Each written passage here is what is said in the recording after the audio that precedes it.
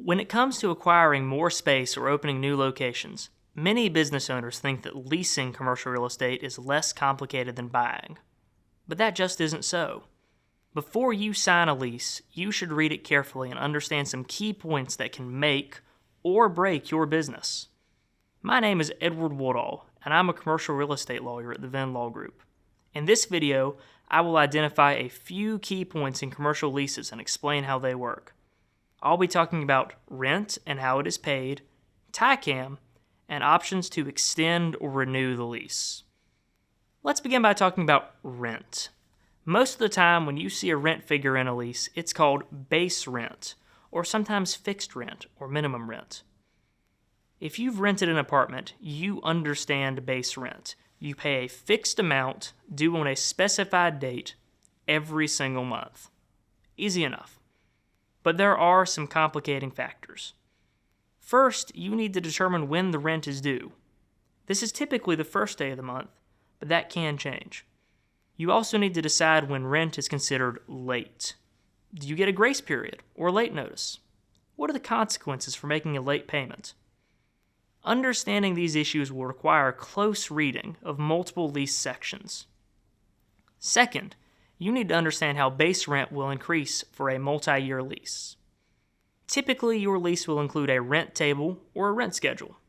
Most leases establish the rent amount using a step-up method, indexed rent, or a market rent calculation. It's important to pick the method that suits your situation. Next, we need to discuss TICAM. This acronym stands for Taxes, Insurance, and Common Area Maintenance. While not every lease requires the tenant to pay TICAM, most allow the landlord to pass some or all of the costs of property taxes, property insurance, and maintaining buildings and other improvements through to the tenant. This is an area where tenants can get in real trouble.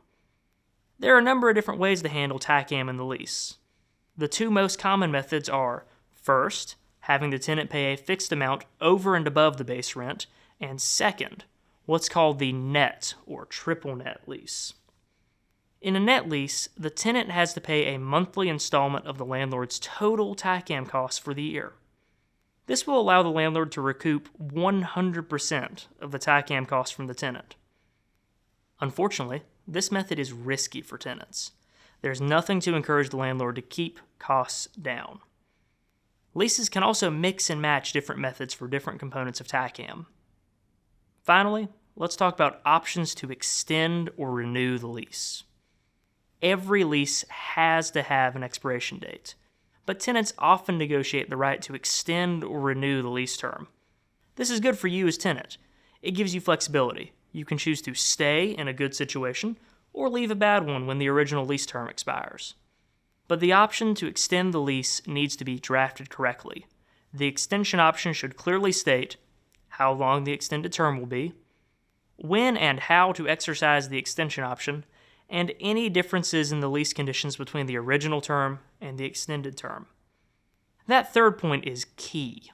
Landlords typically want base rent to increase during the extended term, and an extension option that doesn't establish a new rent figure is a recipe for disaster. Let's recap. Leasing property has the potential to be much more complicated than buying outright. So, before you sign a lease as a tenant, you should read it carefully. The three areas that you should read most closely are the lease sections governing rent amounts and conditions, TICAM, and options to extend or renew the lease term.